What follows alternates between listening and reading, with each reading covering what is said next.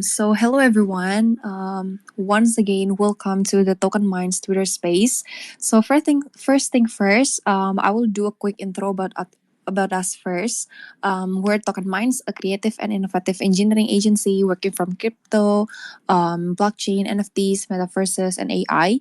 And we provide one-stop services from consultation and development to marketing services. And my name is Hannah, as usual, the host for today's Twitter space called NFT Strategies Talk with Wolf Capital. And it's very good to meet you all here again. And for today's talk, we will have Wolf Capital with us for the next hour. We will be discussing with we'll discuss this with a very important speaker. You will know who later on, of course, right? And by this, we can hear from him and finally learn further about who they are, what kind of projects they are working on, and so on and so forth. So you can start sharing the Twitter space link and invite your friends now before all of this begins. And no worries, we will also have the Q&A session later, so you can directly ask and get the answer to your curiosity later on. And now we can finally start the session, right? So first thing first, I think that it is ideal to begin this by knowing who is with us today, right? So would you kindly introduce yourself to our audience briefly, please? Yeah, it's Jay Shep, the founder of Wolf Capital. You know, I'm sure most people here know who I am, but for those who don't, I am the creator, CEO, founder of Wolf Capital. It's a project we've been working on for the better half of 11 and a half months. We released roughly 6 weeks ago. We're having a pretty successful launch. We had a successful launch. We're currently preparing to launch our product publicly, but it is currently in testing phase. All right, very nice. So we have the founder and CEO of the Wolf Capital itself, everyone. And yeah, as we're starting to know you further, what sort of activities do you participate in on Web 2 before jumping into the world of Web 3? And can you tell us how you learned about NFTs and also Web 3, and how did your interest in NFT start and what sparked it? Yeah. Typically for question wise, three questions are gonna slip past me every time. Um, but let me see if I can answer all of this. So I got started in let's go back to Web 2. So Web 2 wise, I actually come from a sales and marketing background. I never went to college. Right out of high school, I jumped straight into sales. It was something that I just did not want to. I didn't want to go to college and get a degree for something that I wasn't going to use it for. Let's just say that. So it's like a lot of people go to college, they get a degree, they work a job, but 9 times out of 10, the degree that they got, they're not even working a job that's related to that degree. And so for myself, I knew at a young age that I didn't want to experience that personally. I knew that if I was going to go to college, I needed to have a plan and I needed to have something in place where I knew at the end of the day that position that I got was going to be related to that degree. But the problem is the world evolves quickly as well. Even if people don't realize it, what may be an amazing job or a high paying job now, 5 to 7 years from now, once you complete college, that might not be the case anymore. So I ended up just completely avoiding going to college, and I was exploring different ways to create income. Without having to technically work for someone, but I knew that I needed to create income in order for that to happen. So I started off in sales right out of high school. The very first job that I had, um, you know, out of high school was a sales job for a vacation company. So I was selling vacation packages face to face, which led me to the car business because I was getting really good face to face sales experience, and so I got involved in the car business. 6 months into my first car sales job, I became an assistant manager. Past that, another 6 months, fast forward, I became a desk manager, and I also went through finance for car sales. I did extremely well in the car business, and it was paying extremely well. So I I didn't want to leave that, but I also knew that I didn't want to work for someone else for the rest of my life. And I wanted to find ways to make my money work for me. So I started to explore other, options. I tried to find ways that I could make money without working for somebody else. That led me to network marketing. I got involved in network marketing pretty heavy. In the first 6 months of being involved in my first company, I was able to build a team of a little over 2,500 people, and it was an educational based platform that I was sharing. Um, in the first 6 months, again, I built a team of a little over 2,500 people. Following the next 6 months after that, I had a team of over 7,500 people. So within the first year, 7,500 people worldwide in 6 different countries.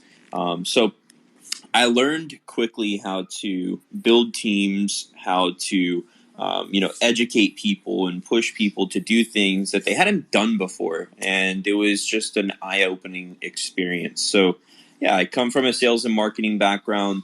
I've always loved sales and marketing. It's been my bread and butter for literally my life out of high school. So the better half of the past 10 and a half, going on 11 years. Very nice. That was pretty much inspiring for our listeners here. So you have this passion. You already know your passion beforehand. So that actually also leads you to, like jumping into the world of NFTs and Web3 also, right? So yeah, as we know, as we finally know further about your journey. So how did you first find and develop Wolf Capital then? And also, I'm curious about this one. And out of all animals, why wolf though? Is there any specific history behind that? I've got a wolf cap. Not well. I actually do have a wolf capital tattoo. So I've got a wolf capital tattoo, but that's not the reason why I got that after we minted. I have a wolf on my forearm. I've always loved wolves. I looked at the ecosystem. There was no wolves that were dominating the timeline. It didn't really make sense to me as to why there wasn't. And I'm a pixel artist. That's why we went with pixel art. So yeah, that's the only reason why I went with wolves. It was something that somebody else wasn't doing. What was your other question? Apologize. I literally just woke up. I haven't even taken a sip of coffee yet, so I'm like trying to remember the questions that Yeah, you it's had. fine. Yeah, it's all fine. So, how did you first find and develop Wolf Capital? So yeah, Wolf Capital became an idea whenever I was trying to figure out exactly what I wanted to bring to this ecosystem. I knew that I wanted to be a founder in this ecosystem, but I didn't know exactly what I wanted to create. But I knew that if I was going to create something, it had to be something of substance. It had to be something that was worth getting involved in, and it had to be innovative and something that was unique. And so I was brainstorming quite a bit on different ideas, and actually, the first product that I was working on was a data analytics platform. Kind of, why I still have the analytics side of Wolf Capital, but I was working on a data analytics platform. It was called Data Select, and this platform ended up getting front runned. So I spent like 15K just on building out this platform, getting everything ready, just to get front run by somebody else in the ecosystem. Their product is very well known today. A lot of people use it. It's called Hello Moon.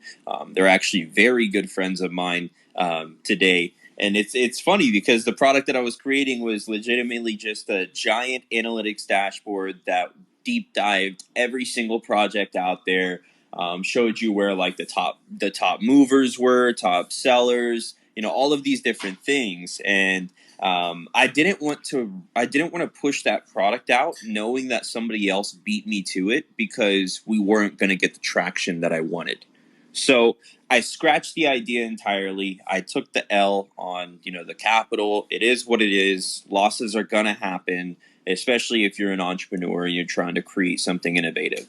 So I knew that whatever I brought to the ecosystem next, something that I truly was able to bring to life, had to be something unique, had to be something innovative, and it had to be something that I couldn't talk about to the public for a while until it was ready. So, rewinding back 11 and a half months ago, when I started working on Wolf Capital, I was a lender in the ecosystem, and I still am a lender. But this was when Sharky had just launched, meaning there was now competition for Yaw.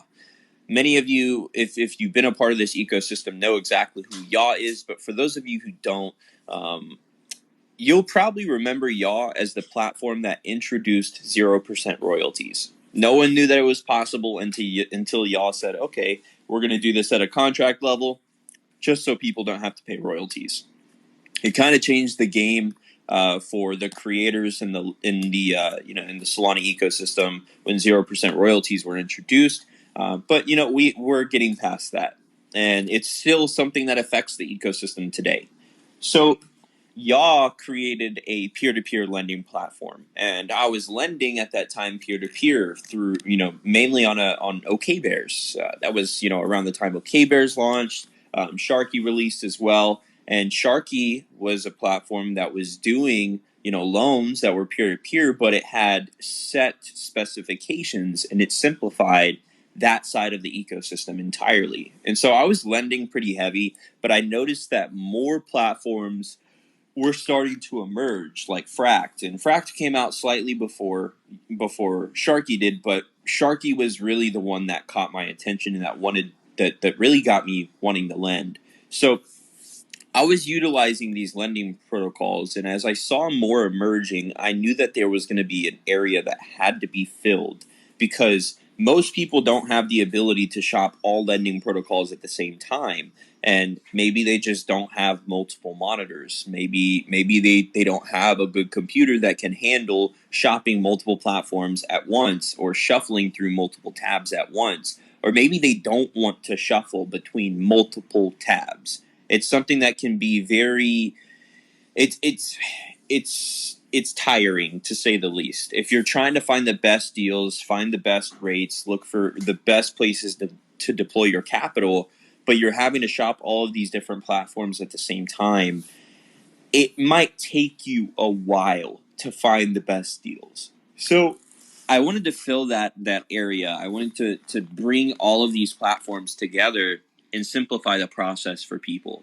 And that's where Wolf Capital became an idea, became a vision. And so what I ended up doing was brainstorming on multiple points, trying to figure out what specific items do we need to bring this product to life to get people to come and use this platform rather than going to these other lending protocols. And so now fast forward to today. Right now our platform is currently in testing for holders. Holders are able to test the platform at any given moment. And we're going to be going live publicly pretty shortly. So yeah, that's just a quick breakdown of what Wolf Capital, what brought Wolf Capital to life. My background in the lending ecosystem really goes back to when Yaw first started. So I've been lending in this ecosystem and borrowing since lending became a thing on Solana.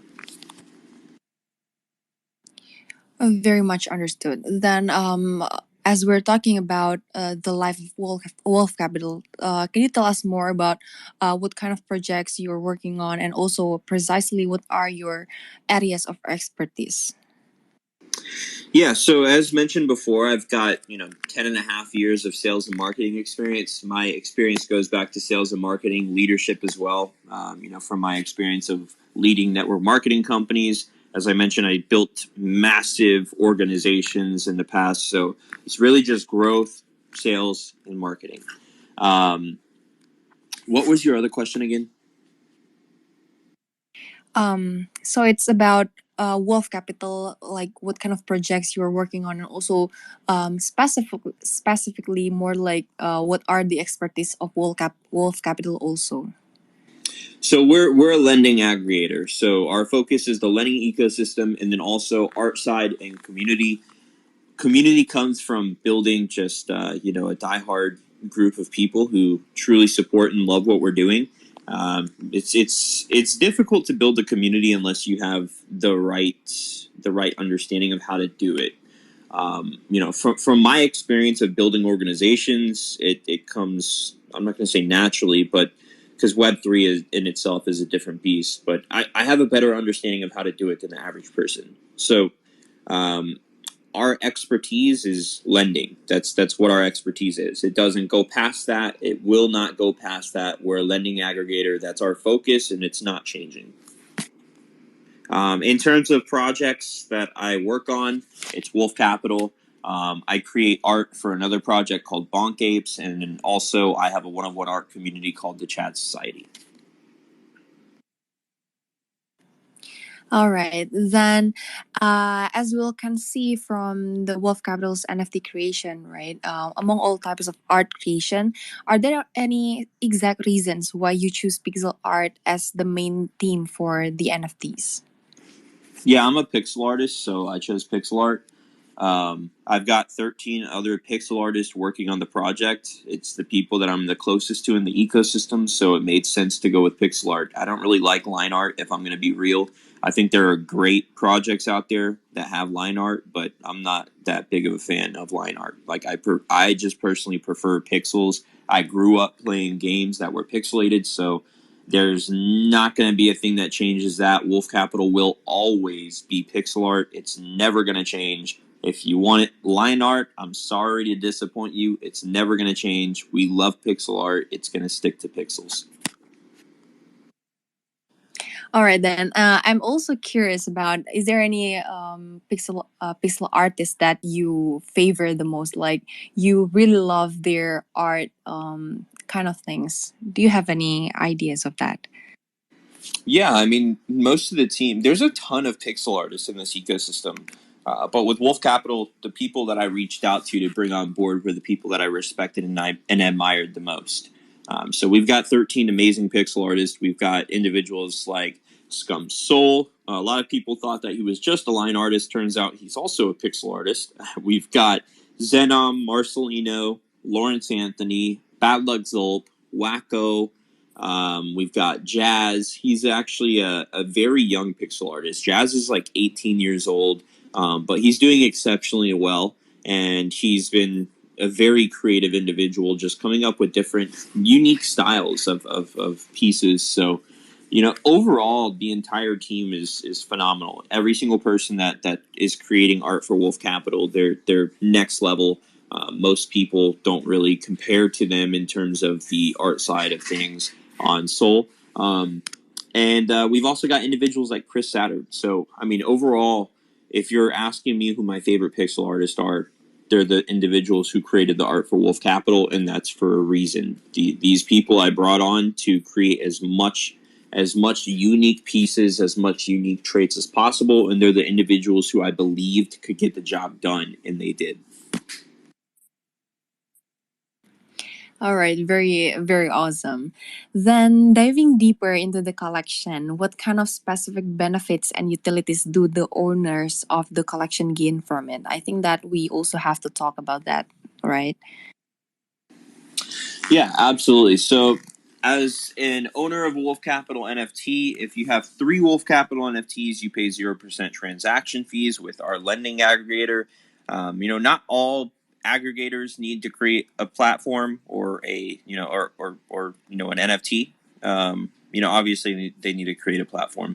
But they don't always need to create an NFT. In this case, we did. I needed capital to launch this product, so I wanted to make sure that the people who supported the product from the beginning were individuals that would be able to benefit from that platform by owning 3 Wolf Capital NFTs. So if you have 3, you pay 0% transaction fees. You also have the ability to potentially get airdropped different pieces of art by some of the most sought after artists within the ecosystem. You have the chance of being airdropped trait packs as well. But one thing that I will say is that's something that's only accessible to people who pay royalties. If you do not pay royalties on the NFTs that you own, you cannot get airdrops. So we know a lot of people want to just trade in this ecosystem. That's why we have 0% trading fees. Or 0% royalties enforced, or Jesus, sorry.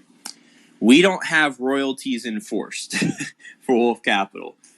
If you want to pay royalties and support the project and have the possibility of getting airdrops and also have the possibility of getting 0% transaction fees, you have to pay royalties. We're not going to give people access to benefits of Wolf Capital if they're just looking to trade. So if you own Wolves and you haven't paid royalties, I would highly suggest doing so. You do not get any benefits without paying royalties.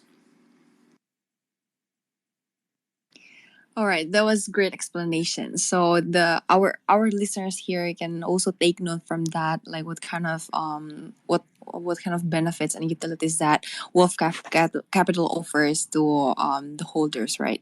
And yeah, going back a little bit, looking at your bigger framework, can you tell us more about your current roadmap? Involving the art and also lending analytics and aggregation, like what you have said, and also Loan Hub. What are these and also their aims? How do each of that correlates with the ecosystem of the Wolf Capital? Yeah, every single piece is just a function within the lending ecosystem. Not a single piece is related to anything outside of that. So currently with our platform, as I mentioned, it's live for holders. You can test the product if you own Wolf Capital NFTs. But our platform itself, it goes in depth to collections where you can think of it like a marketplace. Just think like Tenzer, but for lending. All we do is we aggregate listings. There's not much else to it. We aggregate listings across all these protocols and we find you the best deals. We find you the best rates. You can simplify your experience. That's the whole focus, is simplifying your experience within the lending ecosystem. So we have our stats page. You can actually see global stats across all lending protocols to date on Solana, anyone that has volume. You can see the lowest loan to floor ratios, the highest loan to floor ratios. Loan to floor ratios are just points of interest as a lender that will allow you to find the best value for your NFT. If you're borrowing against an NFT, you want to find the best value. If you're lending, you want to find not necessarily the lowest loan to floor ratio, but you want to find something that if you're lending on an NFT, you don't want to be lending at 70, 80, 90%. Well, 70 is good, but like 85%, 90%, 95% LTV. It's just not logical. There's no reason to lend on those. And the reason why is because within lending or just projects in general, the floor price is going to fluctuate quite a bit in all projects. Our markets are extremely volatile. So if you're lending against a volatile asset and it's a 7-day period, more than likely you're probably going to get liquidated in that 7 days. So as a lender, we want to find you the best places to deploy your capital, that you can ensure you're going to be profitable on. If you're deploying capital on like an NFT where you're only giving 60% of the value, that means the NFT has to fall 40% just for you to break even. If somebody defaults and it hasn't fallen 40%, you're in a position where you can now earn an extra 40% on top of that NFT from it defaulting. So our focus is just providing people with analytics, data, everything that they need to improve their experience. With our collections tab, you can lend, you can find the best places to deploy your capital with all of these NFTs just by pressing one simple button, which is an actionable button. It's lend. When you click lend, it brings up a table for you to choose which platform you would like to deploy capital on. Outside of that, we're going to have borrowing going live shortly. We have a liquidations tab where you can actually be up to date with every single NFT that is actively being liquidated in the ecosystem. You can see the most recent liquidations in real time. It gives you a timestamp of exactly when they liquidated. It gives you an upcoming liquidations tab, which tells you exactly when an NFT can potentially liquidate. And then also we have a past due tab. The past due tab, the reason why we have that is because when something says that it's getting ready to liquidate, when that liquidation threshold ends, the person who borrowed has to pay the loan back, or the person who lent the soul, they have to take that NFT. So they have to accept the NFT. It doesn't just get immediately deposited into their wallet. So past due is where all of those people who have not paid their loan back or the borrower has not accepted the NFT, that's where all of those go. And it's crazy because there are NFTs that have not been paid back for, 24 days. I'm literally looking at it right now. And, it's because some of these people just don't want to accept that L. I don't know why. Sometimes people just forget about it. Well, luckily with Wolf Capital's platform, we have a portfolio tab as well that will allow you to stay up to date with all of your recent NFTs that you've borrowed against, that you've lended against. It gives you a thorough breakdown of how many NFTs you've lent on, how many NFTs you borrowed on, how much SOL you've borrowed in total, how much SOL you've lent in total, and then also gives you a breakdown of what you do more. Are you a lender or are you a borrower? What are you typically doing more? We give you a thorough breakdown of all of that. With loans, you can actually see exactly which ones are active, which ones were repaid, which ones have been extended. It shows a breakdown of exactly which platform. You can actually cycle between all of them to separate each loan categorically by the platform. You can see what offers you currently have out there, and we're getting ready to release a feature that allows you to revoke all of the offers. It's something we've been working on since we started the lending side. But it is, a little more in depth because it's something that's not actually functional on any of the protocols to date. So we're creating a feature that has never been created before. It's going to allow lenders to be able to revoke all offers at once. Rather than doing it one by one, which can be very tedious. Trust me, I do it all the time. It's pretty annoying, but it's something that you have to do. If somebody front runs your lending offer by 0.01 SOL, you now have to either go back and revoke all those offers just to place a higher offer, or you have to wait for that offer to be accepted. So this feature will allow you to revoke every single offer that you currently have out there, or you can select exactly which ones you want to revoke and take those back and then redeploy your capital. On the borrow side, you can filter between active, extended, repaid, and liquidated loans. So if you want to see all the NFTs that you've lost or the ones that you've been profitable on or the ones you were not profitable on, you can see all of that information directly through the borrow side of the portfolio. So that's a thorough breakdown of the platform. Loan Hub is currently not live. The Loan Hub is only for holders. Think of it like paper trading for those of you who are familiar with just trading in general. If you're trying to get familiarized with the lending ecosystem, but you don't want to deploy your own capital, we allow you to leverage the treasury that we have with Wolf Capital. So you do not earn anything from that in terms of monetary gain. There's no SOL earned.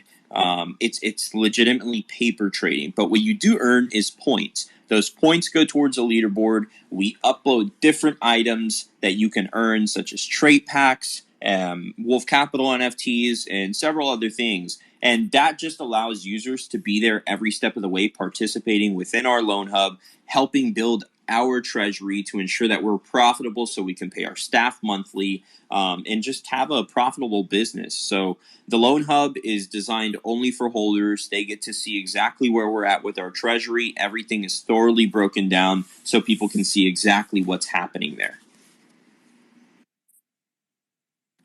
All right, thank you so much. That was very interesting and also very well explained points, right? How we can know further about the platform and also the ecosystem of Wolf Capital as a whole, also. And yeah, moving on to the next question, then, as we have you as the founder and also CEO of Wolf Capital itself, talking with us today. How do you personally feel about the growth of Wolf Capital up to this point? I'm curious about that. I think we've had arguably one of the best organic growths within the ecosystem, and that's hands down. I've been a part of this ecosystem for a very long time, since July of 2021. Really since Solana started. So looking at most projects, a lot of the times, there's a lot of people in the background that are doing a bunch of different marketing tactics. They're just paying for following, whatever it might be. There's a lot of things that people are doing in the background that people do not see. The average person doesn't see it; they don't notice it. But it's kind of obvious to tell if a following is botted or not. There's also tools out there that will tell you how many people who are following that platform are actually real, who are not. The last time we had a Twitter audit, we had like 2.6% of our following was fake, and that's just not heard of. So I think in terms of marketing, because of my marketing experience, we've done exceptionally well with the growth of Wolf Capital. And I wouldn't want to do it over again. I think that everything that we've done leading up to now has been executed not flawlessly, but in a way that can't just it just can't be replicated. You can't replicate organic growth. People can of course have organic growth, but it can't be replicated. The reason why I'm saying that is because our marketing strategy for what we created is entirely different than what somebody else creates for their own product. This ecosystem is vast, it's evolving, it's expanding. One system does not work for all. And that's a fact. I've seen several projects try to replicate others' success and they fail massively because of that. Maybe they have some short-term growth. Maybe they pump really high in floor price, whatever it might be. But odds are is if they're trying to replicate something that somebody else already created, it's just not going to stick. And it's because those people who are involved in this ecosystem, we're a really small ecosystem, right? There's like 5,000 active wallets on Sol. So if you think about it, do you really think people are going to be exposed to something for that long if it's just a replica of the real thing? No. So I think marketing campaigns are entirely set on what is the founder looking to achieve and how can they create a marketing campaign for their own product. For Wolf Capital, everything that we've done was thought out for a while. We planned everything accordingly and we executed on our marketing campaign in the exact way that we intended to.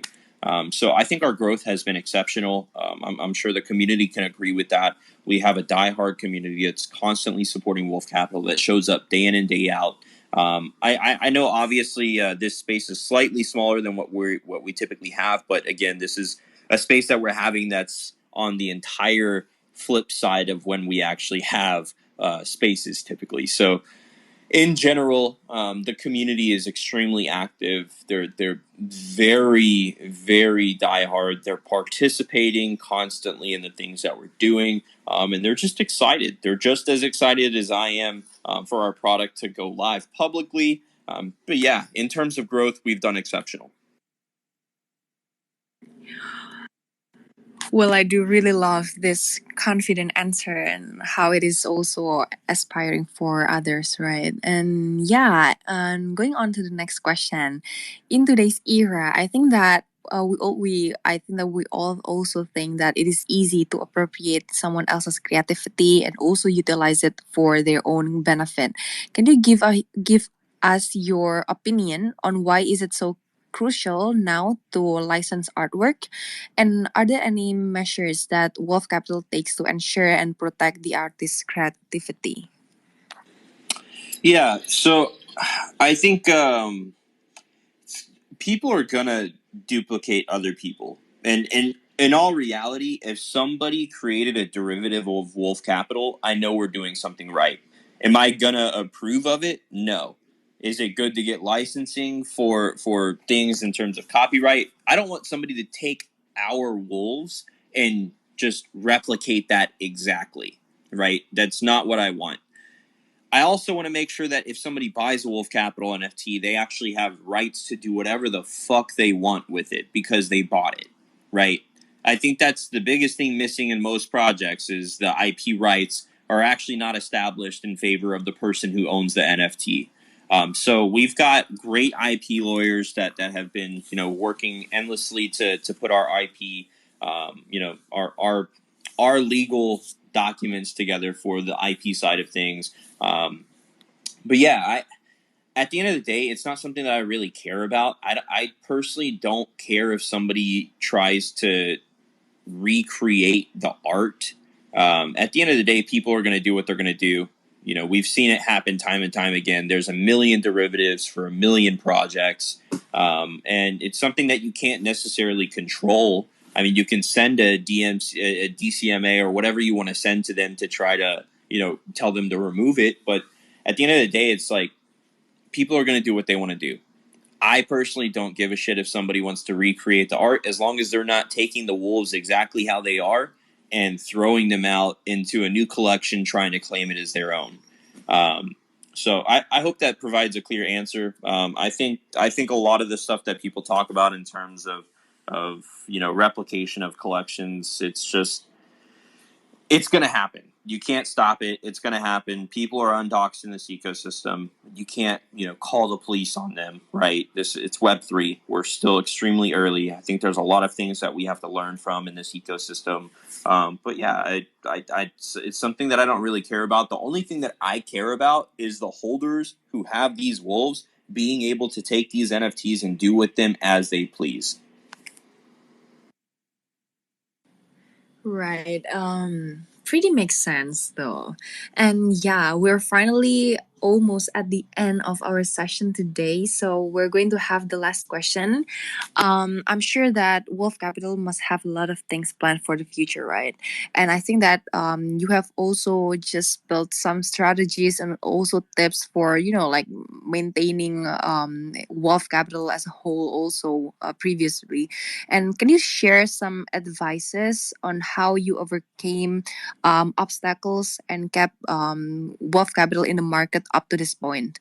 And can you help us imagining wealth capital's future? Are there any specific new projects in progress, maybe?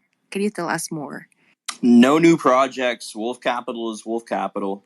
Um, we our focus is our protocol, is our platform, getting that live. That's all we're doing. We're not doing a million things like a lot of projects are doing. We are focused. That's the key. With Web3, if you're not focused on what you're doing, you're probably not going to be relevant for long. The reason why we've been able to maintain relevance is because we're focused. So Wolf Capital, it's a lending aggregator. That's what you're going to get. We're telling you what you're going to get. You're going to get a lending aggregator. It's not going to change.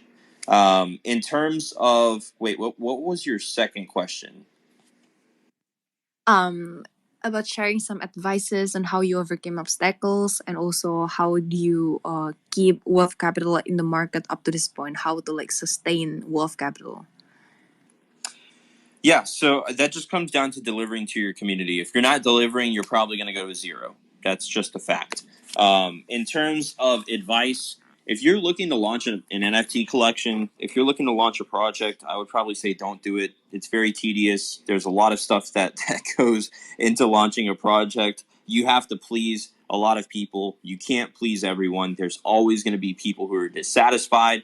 A lot of the people in the ecosystem, especially on Sol, they don't have a lot of capital. So when they buy an NFT project, a lot of the times they expect answer after answer after answer after answer after answer every single day. So it's just a very tedious process. I would highly recommend not starting an NFT project. You're going to get your hands full.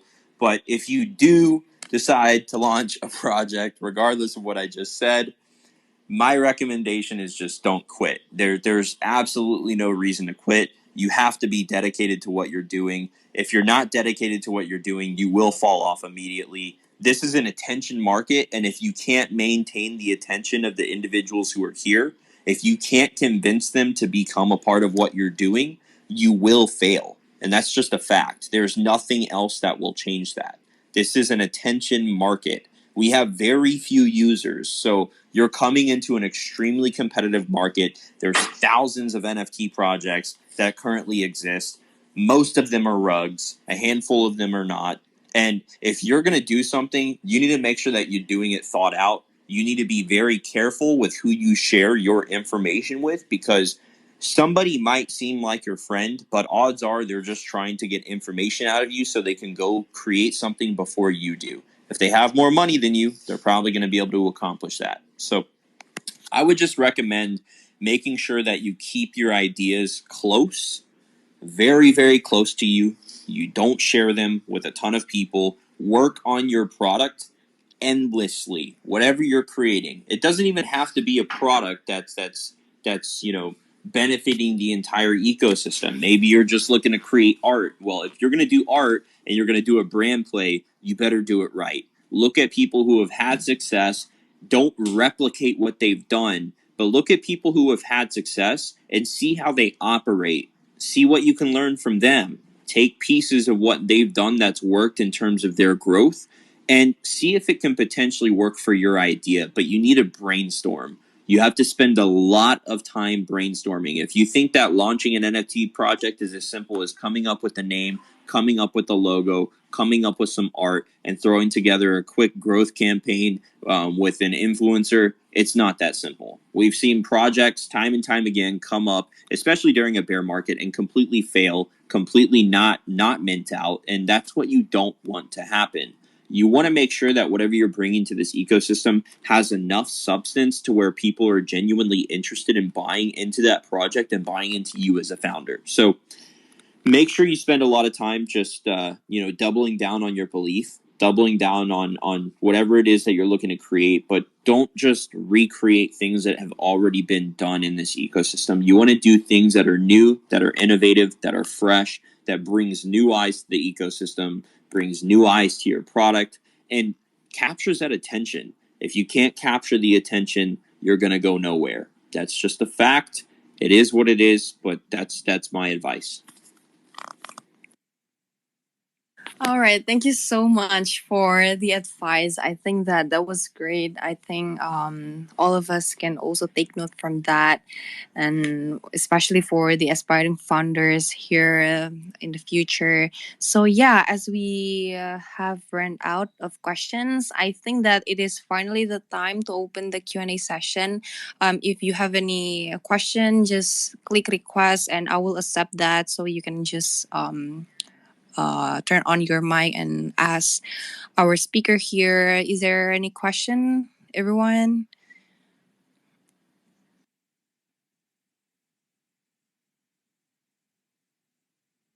Well, I think that no one wants to ask question. I saw someone requested to be a speaker. I think that he or she wanna ask something, but she's not in here anymore. Maybe if we don't have any question, I will count going once, going twice. All right then. If we have no question, I think that your explanation was already very well explained enough. Also, right? Like we have so many insights about wealth capital and also the things that very important for everyone, for our for the holders, for the people who are in charge of the world of NFTs and Web3, and maybe also for the aspiring founders out there. And yeah, maybe can you like share one last statement for our listeners here? Yeah, I just want to say thank you all for coming out to this space, showing up, and hearing what we're working on. If you have not grabbed yourself a wolf, I would encourage you to do so. We're not going anywhere. We're a project that's established in this ecosystem. You can see from the content that we push out to the product that we're creating, we're here to stay. So if you're looking to be a part of a community that's diehard, that will support you and whatever you're looking to accomplish, Wolf Capital is definitely a place that you can call your home. So I would highly encourage you all to grab a wolf, jump into our Discord, be active. And yeah, if you want to test the product and you own a Wolf Capital NFT, feel free to tag me in the general chat and we'll get you set up to beta test. All right, thank you so much for the last statement. So we would we would like to thank Wolf Capital for participating in today's conversation and also for coming to be our speaker. We also want to thank everyone who has listened for joining us. And also, please keep in touch with us on our social media pages and at tokenminds.co as our official website. And also, don't forget to check out the Wolf Capital here. Buy yourself some wolves out there. And yeah, thank you, everyone. Thank you so much, Yeshab, for the time. Absolutely. Thank you as well. Goodbye.